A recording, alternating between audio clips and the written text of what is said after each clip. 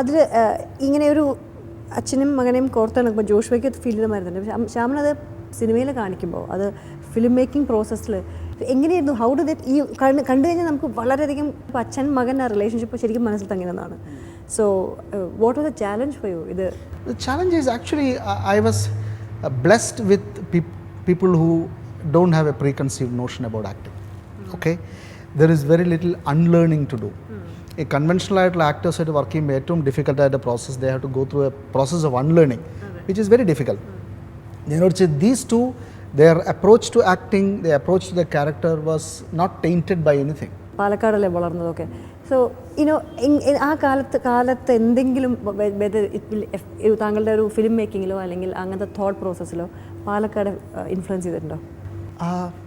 Palakkad as A geography influence ചെയ്തിട്ടുണ്ടോ എനിക്കറിയില്ല.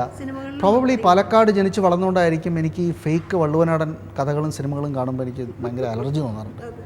ഈ ഒറ്റപ്പാലത്തെ മനുഷ്യരിയിൽ പോയിട്ട് സിനിമ എടുക്കുന്ന പരിപാടി, അതിനോട് എനിക്കൊരു വെറുപ്പ് തോന്നാൻ പാലക്കാടിലെ ജീവിതം എന്തായാലും സഹായിച്ചിട്ടുണ്ട്. Because I am basically around from that place and I know the truth of those places. And I feel sad when it is being mimicked or എന്താ പറയുക ഒരു കാരിക്കേച്ചർ ചെയ്യുമ്പോൾ. താങ്കൾ വർക്ക് ചെയ്യുന്ന ടെലിവിഷൻ ഫീൽഡിലും ഈ വള്ളുവനാടൻ ഭാഷ ദിവസം കൊണ്ടും കൊന്നുകൊണ്ടിരിക്കുകയാണ്. എന്ത് ചെയ്യാൻ പറ്റുന്നത്? This is part of the cliché that we all live through. Because popular മീഡിയയിൽ നിന്ന് വന്നതാണത്, സിനിമയിൽ നിന്ന് വന്നതാണത്. അതൊരു എളുപ്പ വഴിയാണ്. അതൊരു സിനിമയുടെ ഒരു ക്ലാസിനെസ്സിനൊരു അറിയാത്തൊരു ഒരു തിലകം ചാർത്തുന്ന പോലുള്ള പരിപാടിയാണ്. പക്ഷേ I'm dead against that. Agnisakshi സിനിമ ചെയ്യാൻ തുടങ്ങിയപ്പോൾ everybody was so insistent on we shooting it in Valluvanad, whereas the story happens in southern Kerala. എനിക്ക് വളരെ നിർബന്ധം ഉണ്ടായിരുന്നത് കോട്ടയം ഭാഗത്ത് ചെയ്യണമെന്ന്.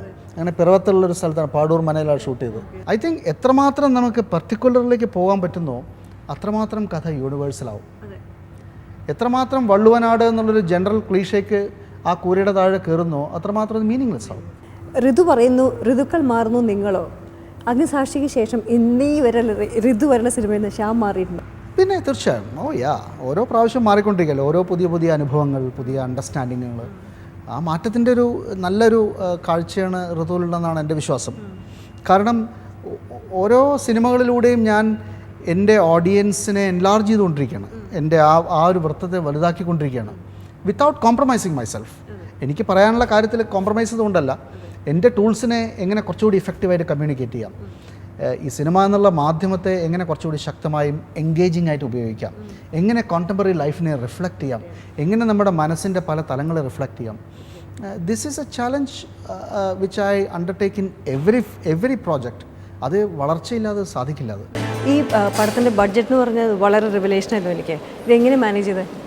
അല്ല, നമ്മൾ പ്രിപ്പയർഡ് ആണെങ്കിൽ, സ്ക്രിപ്റ്റ് വളരെ പക്ക ആണെങ്കിൽ, കാര്യങ്ങൾ അനാവശ്യ ചിലവുകളില്ലെങ്കിൽ ഒരു സിനിമ ഇപ്പോൾ മലയാള സിനിമയ്ക്ക് ചിലവാക്കപ്പെടുന്ന പൈസയിൽ നിന്നും വളരെ കുറച്ചൊക്കെ നമുക്ക് ചെയ്യാൻ പറ്റുന്നേ ഉള്ളൂ.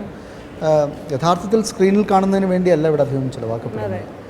അപ്പോൾ ഇത് ഇതിലെ നടന്മാർക്ക് വേണ്ടി സിനിമയുടെ മൊത്തം ബഡ്ജറ്റിൻ്റെ 5% ചിലവാക്കിയിരിക്കുന്നത്.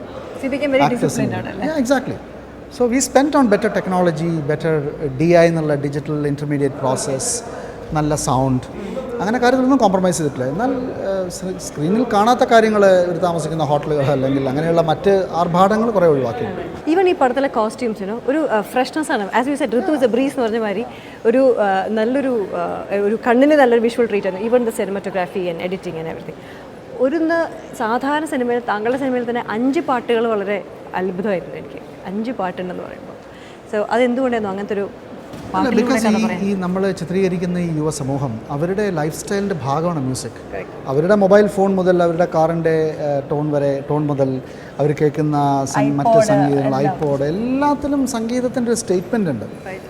പിന്നെ അവർ പോകുന്ന പാർട്ടികൾ, അവർ പോകുന്ന പബ്ബുകൾ, ഇവിടെ എല്ലാം സംഗീതവും ഡാൻസുമാണ്. സോ എന്നെ സംബന്ധിച്ചിടത്തോളം സംഗീതം എന്നുള്ളത് ഇവരുടെ ജീവിതത്തിൻ്റെ ഭാഗമായിട്ട് ഞാൻ കാണിച്ചിരിക്കുന്നത്. ബാക്ക്ഗ്രൗണ്ട് മ്യൂസിക്കും സോങ്ങും തമ്മിൽ യാതൊരു വ്യത്യാസമില്ല. It just interconnects. And സോങ്ങിന് നമ്മൾ കൺവെൻഷണൽ ഒരു പല്ലവി, ഒരു അനുപല്ലവി, ഒരു ചരണം, അങ്ങനെ ഒരു സ്ട്രക്ചർ ഇല്ല.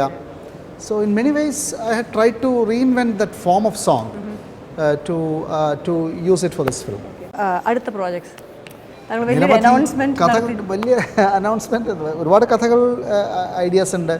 1-2 ഭാഷകളിലുള്ള പ്രോജക്റ്റുകളുടെ പ്രപ്പോസൽസ് ഉണ്ട്. ഐ ഡോണ്ട് നോ ഏതാണ് മെച്ചുവേർഡായിട്ട് വരിക എന്നുള്ളത്. കാരണം ഒരു ഫിലിം ഉണ്ടാവുന്നതിന് പ്രധാനമായിട്ടും അതിൽ വിശ്വാസമുള്ള, കമ്മിറ്റഡ് ആയിട്ടുള്ള, മോട്ടിവേറ്റഡ് ആയിട്ടുള്ള ഒരു പ്രൊഡ്യൂസർ വേണം.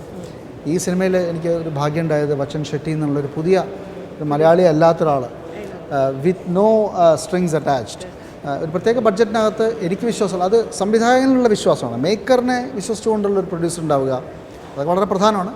So there are couple of projects which I am working on. ചിലതൊക്കെ അനൗൺസ് ചെയ്യപ്പെട്ടിട്ടുണ്ടെന്ന് തോന്നുന്നു. വളരെ ഇൻട്രസ്റ്റിംഗ് ആയിട്ടുള്ള കഥകളാണ്. ഈ ഋതുവിൻ്റെ നേരെ അതർ എൻഡ് ഓഫ് ദി സ്പെക്ട്രമാണ് അടുത്ത കഥ പ്ലാൻ ചെയ്യുന്നത്. വളരെ ഡാർക്ക് ആൻഡ് സ്ട്രോങ് ആയിട്ടുള്ളൊരു ഡ്രമാറ്റിക് ആയിട്ടുള്ള സ്റ്റോറിയാണ്. Is it the typical Shyamaprasad touch ആണോ? I don't know what is typical. I mean, you cannot compare Agnisakshi with Ritu. They are two different worlds. So, yeah, അങ്ങനെ കാണുന്നത് തന്നെ ശരിയല്ല. ഓരോ കഥയ്ക്കും എനിക്ക് തോന്നുന്നു നമ്മളുടെ ഒരു ട്രാൻസ്ഫർമേഷൻ ഉണ്ട്, രൂപാന്തരം നടക്കേണ്ടതുണ്ട് മേക്കറുടെ. That is the beauty of filmmaking. ഈ ഋതുവിന് ശേഷം ഒരു ഐഡിയേറ്റിംഗ് സ്റ്റേജ് ഉണ്ടോ? Oh, definitely. That goes on, continuously. We are not in a situation, unlike in Hollywood, that a filmmaker can spend 4 years on a project just thinking about it. I wish we could, പക്ഷേ അത് പറ്റില്ല. കാരണം ചില projects ഒക്കെ die down ചെയ്യും. So you have to think about others. അപ്പോൾ ഒരു പാരലായിട്ട് 2-3 ഐഡിയാസ് എപ്പോഴും മനസ്സിലുണ്ടാവും. You are constantly talking to writers and investors and so on. So അടുത്തത് ഈ പറഞ്ഞ 2-3 പ്രോജക്ട്സുകൾ ഒന്നിച്ച് വരുന്നുണ്ട്. ഇംഗ്ലീഷിലുള്ളൊരു പ്രോജക്റ്റിൻ്റെ ഐഡിയ ഉണ്ട്. സോ ഐ തിങ്ക് ഋതു എന്നുള്ളൊരു ബ്രീസ്, ഒരു വെൽക്കം ബ്രീസ് കേരളത്തിന് സമ്മാനിച്ച Shyam, all the best. And I think ഈ തിരക്കിൽ ഇപ്പോൾ നേരെ എനിക്കും ഒരു ബ്രീസാണ്. Thank you so much.